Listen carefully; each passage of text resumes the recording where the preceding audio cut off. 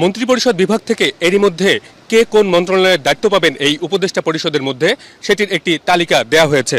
আমি যদি শুরু করি, জনাব সালেউদ্দিন আহমেদ অর্থ মন্ত্রণালয় এবং পরিকল্পনা মন্ত্রণালয়ের দায়িত্ব পেয়েছেন।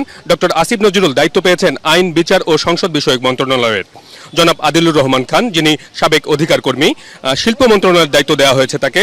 জনাব হাসান আরিফ স্থানীয় সরকার, পল্লী উন্নয়ন ও সমবায় মন্ত্রণালয়ের দায়িত্ব দেওয়া হয়েছে। জনাব মোহাম্মদ তৌহিদ হোসেন, যিনি সাবেক পররাষ্ট্র সচিব ছিলেন, তাকে পররাষ্ট্র মন্ত্রণালয়ের উপদেষ্টা হিসেবে দায়িত্ব দেওয়া হয়েছে। সৈয়দা রিজওয়ানা হাসান, যিনি পরিবেশ এবং বন নিয়ে এর আগে অনেক কাজ করেছেন, তাকে পরিবেশ, বন এবং জলবায়ু পরিবর্তন বিষয়ক মন্ত্রণালয়ের দায়িত্ব দেওয়া হয়েছে। মিস শারমিন এস মুর্শিদ সমাজ কল্যাণ মন্ত্রণালয়ের দায়িত্ব পেয়েছেন। Brigadier general doctor M Sakhawat Hossain, তিনি সবচেয়ে গুরুত্বপূর্ণ মন্ত্রণালয় যেটি এই মুহূর্তে, সেই স্বরাষ্ট্র মন্ত্রণালয়ের দায়িত্ব পেয়েছেন। ডক্টর আফাম খালিদ হোসেন ধর্ম বিষয়ক মন্ত্রণালয়ের দায়িত্ব পেয়েছেন। মিস ফরিদা আক্তার পেয়েছেন মৎস্য ও প্রাণী সম্পদ মন্ত্রণালয়ের দায়িত্ব। মিস নূরজাহান বেগম, তিনি পেয়েছেন স্বাস্থ্য ও পরিবার কল্যাণ মন্ত্রণালয়ের দায়িত্ব। জনাব নাহিদ ইসলাম ডাক, টেলিযোগাযোগ ও তথ্য প্রযুক্তি বিষয়ক মন্ত্রণালয়ের দায়িত্ব দেওয়া হয়েছে তাকে।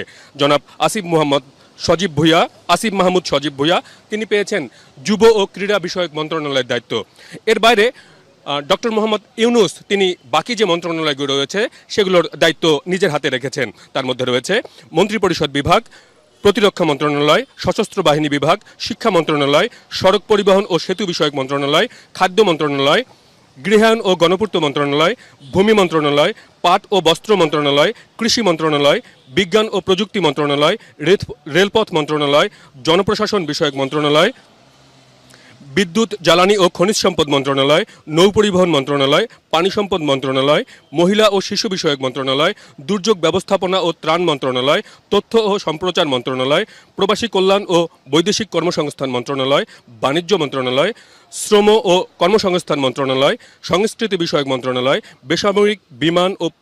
বেসামরিক বিমান পরিবহন ও পর্যটন বিষয়ক মন্ত্রণালয়, মুক্তিযুদ্ধ বিষয়ক মন্ত্রণালয়, পার্বত্য চট্টগ্রাম বিষয়ক মন্ত্রণালয় এবং প্রাথমিক ও গণশিক্ষা বিষয়ক মন্ত্রণালয়। অর্থাৎ মোট ২৭টি মন্ত্রণালয় প্রধান উপদেষ্টা ডক্টর মোহাম্মদ ইউনুসের হাতে রয়েছে। এভাবেই দপ্তর বন্টন করা হয়েছে। এখন দেখা যাক যারা এই দায়িত্বগুলো পেয়েছেন তারা কতটুকু সুচারুরূপে এই দায়িত্বগুলো পালন করেন এবং ভবিষ্যৎ বাংলাদেশ অথবা রাষ্ট্র বিনির্মাণের যে কথা তারা বলছেন সেটা কতটুকু ইতিবাচকভাবে সেটা আমরা দেখতে পাবো।